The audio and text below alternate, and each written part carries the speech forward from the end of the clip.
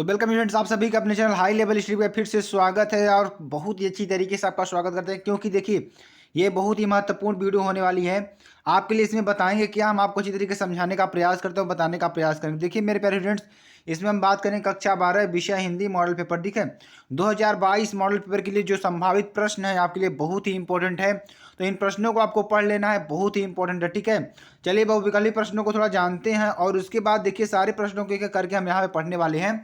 तो मेरे प्यारे स्टूडेंट्स, आपको क्या करना है, ज़्यादा चैनल को शेयर करना है, लाइक करना है, कमेंट करना है। ठीक है, अगर आप ज़्यादा ज़्यादा कमेंट करेंगे उतनी बच्चों के साथ पहुंचेगा और उतनी अच्छी तरीके से इसकी पढ़ाई करेंगे। ठीक है, चलिए पहला प्रश्न देखिए, और साथ ही आप लोग जान लीजिए कि इसका लिंक, टेलीग्राम चैनल का लिंक डिस्क्रिप्शन में दे दिया जाएगा, वहां से आप पीडीएफ डाउनलोड कर सकते हैं। ठीक है, चलिए पहला प्रश्न हमारा क्या है, वासुदेव शरण अग्रवाल की रचना है। वासुदेव शरण अग्रवाल की रचना कौन सी है हमारी हमारी देखिए चार ऑप्शन दिए, अंतराल, त्रिशंकु, तट की खोज, वागधारा।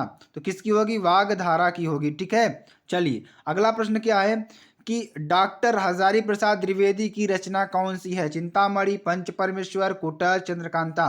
तो इसका आंसर क्या हो जाएगा, कुटज। ठीक है, क्या हो जाएगा, कुटज हो जाएगा। चलिए श्याम सुंदर दास की रचना है, श्याम सुंदर दास की रचना कौन सी है। चलिए इसके बारे में थोड़ा आपको बताते हैं। देखिए चार ऑप्शन आपको मिल रहे हैं, व्यास, समास, भावात्मक, व्यंग्यात्मक, भावात्मक। तो इसका आंसर क्या हो जाएगा, भावात्मक हो जाएगा। चलिए अगला प्रश्न हमारा क्या है, भाषा और आधुनिकता के लेखक हैं।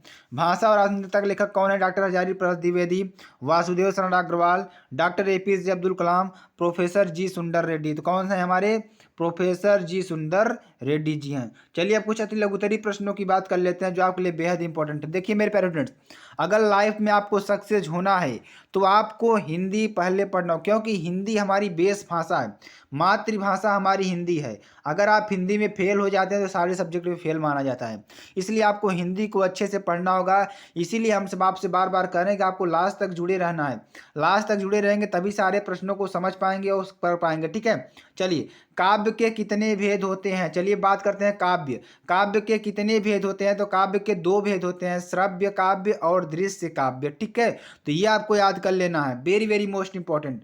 चलिए अगला प्रश्न क्या है, प्रबंध काव्य तथा मुक्तक काव्य में क्या अंतर है। प्रबंध काव्य तथा मुक्तक काव्य क्या अंतर है। तो प्रबंध काव्य में धारावाहिक कथा ले होती है, जबकि मुक्तक काव्य में प्रत्येक पद स्वतः पूर्ण होता है, उसमें कथा की सूत्रबद्धता नहीं होती है। ये आपके लिए वेरी इंपॉर्टेंट है। ठीक है, किन्हीं दो खंड काव्यों के नाम लिखिए। तो पहला हमारा खंड काव्य क्या है, जयद्रथ वध, और दूसरा क्या है, हल्दी घाटी। ठीक है, चलिए वीर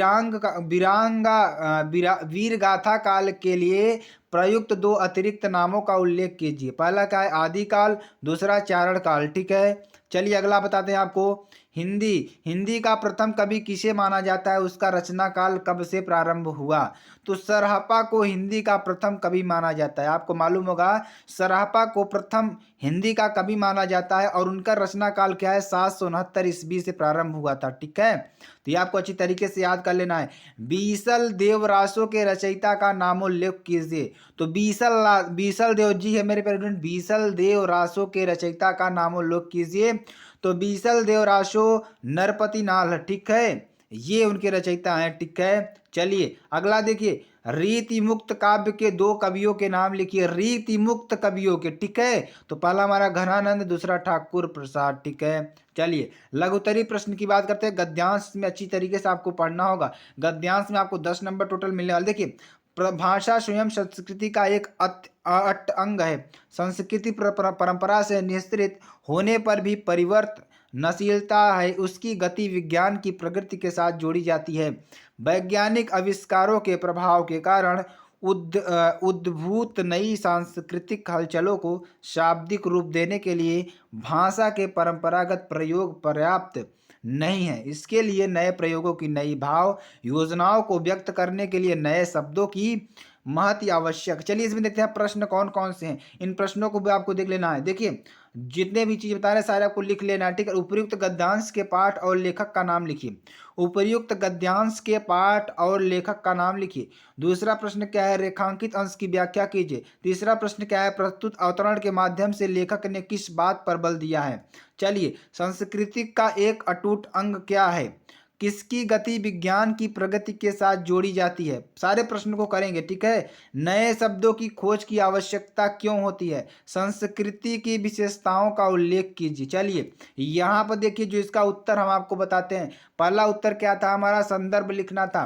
तो देखिए, प्रस्तुत गद्यावतरण हमारी पाठ्य पुस्तक के गद्य भाग्य में संकलित तथा श्रेष्ठ विचारक व निबंधकार प्रोफेसर जी सुंदर रेड्डी, जी हाँ मेरे प्यारे स्टूडेंट्स, क्या है? प्रोफेसर जी सुंदर रेड्डी द्वारा लिखित भाषा और आधुनिकता शीर्षक शोध परक निबंध से अवतरित है, ठीक है। चलिए, जो प्रसंग की बात करते हैं, प्रसंग आपको रेखांकित अंश की व्याख्या से पता चल जाएगा। चलिए, हम आपको बताएंगे अभी। भाषा में जो प्रयोग प्राचीन काल से चले आ रहे हैं वे नए सांस्कृतिक परिवर्तनों को व्यक्त करने में समर्थ नहीं है। यानी जो पहले भाषा के प्रयोग प्राचीन काल में थे वो सांस्कृतिक परिवर्तनों को व्यक्त करते थे, लेकिन जो नए भाषाएं आ रहे हैं तो वो सांस्कृतिक परिवर्तनों को व्यक्त नहीं कर पा रहे हैं। नित्य प्रति संस्कृति में हुए परिवर्तनों को भाषा द्वारा व्यक्त करने के लिए भाषा में नए नए प्रयोग, नए नए शब्दों की खोज की कार्य होना बहुत आवश्यक है, जिससे बदलते हुए नए भावों को उचित रूप से व्यक्त किया जा सके, ठीक है। दूसरे प्रश्न के उत्तर की बात करेंगे। प्रस्तुत गद्यावतरण में लेखक ने विज्ञान की प्रगति के कारण जो सांस्कृतिक परिवर्तन होता है उसे शब्दों द्वारा व्यक्त करने के लिए भाषा में नए प्रयोग की आवश्यकता पर बल दिया है, ठीक है। संस्कृति का एक अटूट अंग भाषा है। संस्कृति की गति विज्ञान की प्रगति के साथ जोड़ी जाती है, ठीक है। युगानुरूप परिवर्तित नवीन भावों को उचित रूप में व्यक्त करने के लिए नए शब्दों की खोज की आवश्यकता होती है, ठीक है।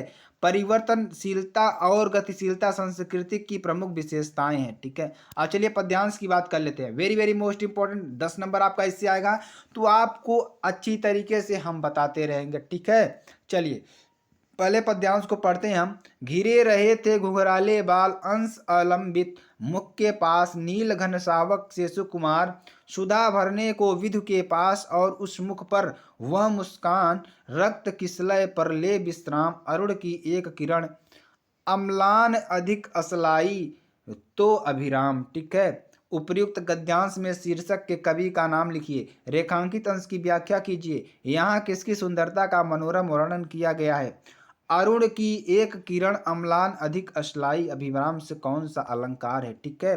अम्लान और अभिराम शब्दों में अर्थ स्पष्ट कीजिए, ठीक है। चलिए, पहले इसकी रेखांकित अंश की व्याख्या करते हैं, और अब रेखांकित अंश की व्याख्या करेंगे, ठीक है। श्रद्धा के सौंदर्य का वर्णन करते हुए कवि कहता है कि उसके कंधों पर लटकी हुई घुंघराले बालों की लट उसके मुखड़े पर ऐसे झूल रही थी, ठीक है। देखिए, जो हमने आपको बताया था ना पद्यांश, उसका अर्थ देखिए क्या कर रहा है कि श्रद्धा के सौंदर्य का वर्णन करते हुए कवि कहता है कि उसके कंधे पर लटकी हुई घुंघराले बालों वाली लट लट उसके मुखड़े पर ऐसे झूल रही थी जैसे कोई नन्हा बादल सा टुकड़ा अमृत पान हेतु सागर तल छूने का प्रयास कर रहा है, ठीक है। चलिए, अगला क्या है हमारा, यहाँ श्रद्धा की सुंदरता का वर्णन किया गया है। इस पंक्ति में उत्प्रेक्षा अलंकार है। अम्लान का अर्थ स्वच्छ या स्निग्ध, और अभिराम का अर्थ मनमोहक होता है।